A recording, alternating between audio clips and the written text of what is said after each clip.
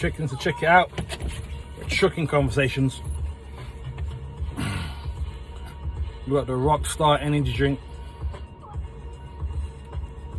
We need a bit of energy on the road, you know. Bit of caffeine, keep me awake and that. Per 500 ml, which is in this can, we got 72 grams of sugars. So yeah, just to make some of you sugar phobes triggered, yeah, it's got 72 grams of sugars per can, because sugar is the bad guy in it. Whatever. So let's talk about the topic at hand. Something I haven't really talked about for a while, you know, to be fair, and that's genetics. And genetics in terms of bodybuilding. Not even bodybuilding, just genetics. How, you know, how your body looks, how you, the muscle, the shape of the muscle, all that kind of thing. Okay. And yeah, I haven't spoke about anything like that for a while, but I come from a bodybuilding background. I've competed numerous times, obviously amateur level and whatnot, but I'm not really into the scene no more. Still train, but I don't fuck with that bodybuilding scene no more, you know. It's full of egos, full of narcissists, it's full of egos, narcissists, fakes, frauds, liars. It's not the kind of industry that I want to, not the kind of people I want to be around. And even when I was in the bodybuilding industry, competing in that, I never liked the aspect of it. I seen what it was from day dot, but for the love of bodybuilding, you know, I continued to do it, and until the point where I couldn't do it no more. My body just said no. We ain't putting ourselves through the starvation diet no more. So I don't put my body through it no more. You get me? So let's talk about genetics and the role that it plays. Now, I actually want to talk something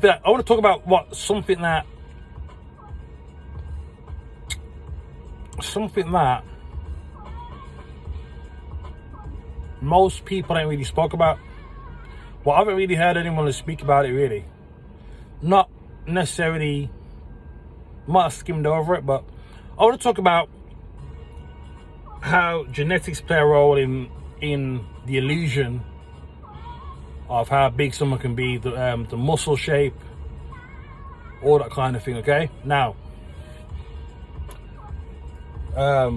who can use as an example now? Okay, look at Anthony Joshua. Okay, everyone knows who Anthony Joshua is. Okay, whether you're into boxing or not. And look at Anthony Joshua. Look how big and round his muscles look. You know, he looks cartoonish. He looks, you know, he's big and round, full.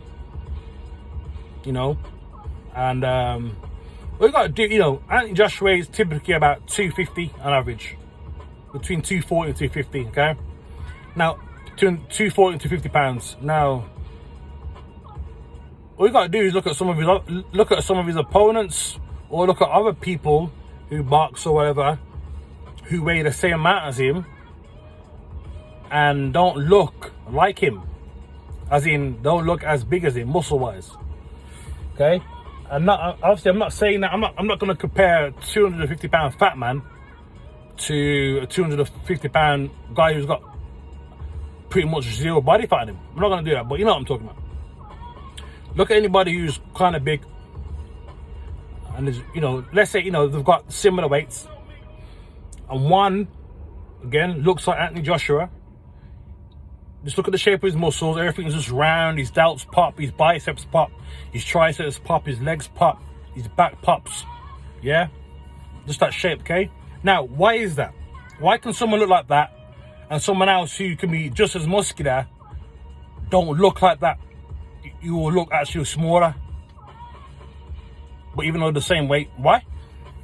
It's the muscle shape, guys. Everyone's born with certain muscle shape, you know, the way the muscle inserts, the insertion points as well, and the muscle shape. Everyone's different, okay? Or let's just say most people may not have the genetics to have round muscle bellies. That's the word for it, muscle bellies. That's the word for when you see again someone like Anthony Joshua or Ronnie Coleman, Flex Wheeler, Phil Heath, especially Phil Heath. Phil Heath's a good example of that, actually. Yeah, so you look at their muscles, they're all big and round, you know, and look cartoonish, huh? And the reason for that is because all you gotta do, let's put it simply, let's just try and break it down real simple. Has anyone ever seen how metal or copper or aluminium, has anyone ever seen that, how it comes like in its basic raw form? So basically you'll see, like, you might see a little slab like that, yeah, a little slab of whatever metal. Again, we're just using this for example, right? And you look small on it, but once it's been melted down and shaped by whatever machines are used to do it, right, that little slab of whatever metal, right, can actually be created to be something quite vast, but it still weighs the same, doesn't it? So, you know, if you've got a kilo of compressed aluminium or copper, whatever, compressed, you got a kilo of that, and then you melt it down to whatever shape you want it to be, whatever thing you're making, right? And then it will still weigh the same. So just think about that in terms of muscle shape. Some people are born with certain muscle shapes, right? Like some people, let's say someone might have a muscle shape like that round, yeah? Let's say they're born with muscle shapes what are round like that, yeah? Compared to another person who might be born with muscle shapes what are like that, what are kind of flat, yeah? Now, the guy who's born with the muscle shapes like, and the muscle cells like that, yeah?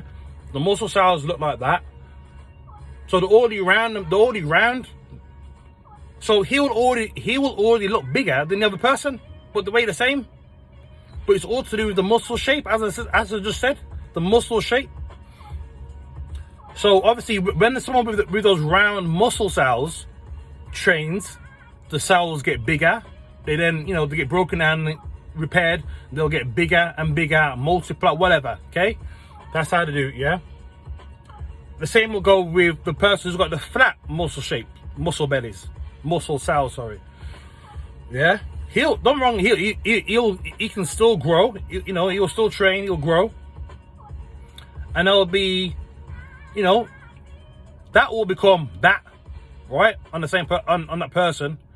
And the person with those muscle cells will like that, it'll just become like that.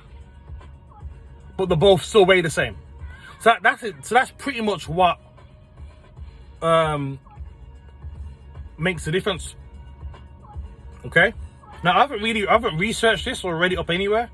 This is just like something that it's like kind of common sense to me on how it would work. I'm sure if anyone was to look in the, you know, study it, or look into some sort of studies, they'll probably find what I'm saying is pretty much accurate. It's pretty much probably near the same. You know, if you go to some sort of like document somewhere, you know what really goes in depth about the muscle cells and the shape, stuff like that. I'm sure it'd be pretty similar to what I'm explaining now. Again, I've not done any research on this. It's just something that, again, just seems common sense to how it would be. Clearly, because, you know, it's just obvious, mate. It's just obvious. It's just obvious, okay? And that's just what it is. And that's why certain people can look the way they do and still weigh the same. How do I know? Because I can weigh I've weighed a, like, I don't know. When I last competed, I weighed about, what was I? Maybe about 14 stone. There or thereabouts, okay? Obviously I'm lean because I'm in contest shape, so I'm lean. And then there could be another guy, bro, who weighs the same, but he looks as big as a house. It's genetics. Genetics. And you can't change that, okay? That's what separates certain people. That's why certain people can have a certain look and go on to do good things based on their looks compared to somebody who hasn't got that. And basically, my genetics are more. I haven't really got those. I've got those round muscle cells. I haven't got that. I've got the shit muscle cells. Okay. When it comes to, you know, it's only shit if you're doing something in the when it comes to aesthetics. You know, if you're doing something that you want when it comes to showing your body off or whatever, then yeah, the shape of your muscles, the shape of your muscle cells will be important. I didn't have that look, so I would never went far anyway. Even if I decided to still compete, I wouldn't have. You know, cause I haven't got those muscle cells. It's just that simple. So that's why, again, that's why certain people can look the way they do and weigh what they do. A lot of people, you know, these people will weigh quite less than what you think they, how they look. You know what I mean? Again, I've been around these people. I got people in my family who got these genetics, not me though. And so I've seen it. I know firsthand. I know all about it. Okay. And that's just what it is. It's just genetics, guys. It's genetics, okay? Genetics play a role in everything, okay? So that's pretty much what I wanted to touch on today. Yeah, so yeah. Don't really want to talk about anything else, really. Obviously, I'll make a different video for that. But today we'll just talk about muscle shape and the muscle cells and whatnot. And hopefully people got an idea of what they're looking at from now on. And as to the reasons why certain people can look bigger than what, you know, can weigh less. Someone could look huge, but when they go on the scale is like, fucking hell, how can someone who looks 12 stone look that big? But that's why, because they got the round muscle cells, you know? That's what it is. You know? I've always wondered, like, why, like, when I used to compete and, you know, go to the gym, like, when I first started, I always wondered why certain people looked the way they did, but weighed less than me. I never really understood that. But obviously a couple of years later, I kind of realized what it was. It was kind of obvious to me what it was. Yeah, genetics are key. It's all about muscle, the shape of your muscles, and like, again, if you want to get into the aesthetics world, if you want to compete or do some sort of modeling or whatever, the people who do well in that are the guys who have the round muscle cells in their body, and that's pretty much the long and short of it. Okay, so hopefully people have found that informative, and with that, I'm out.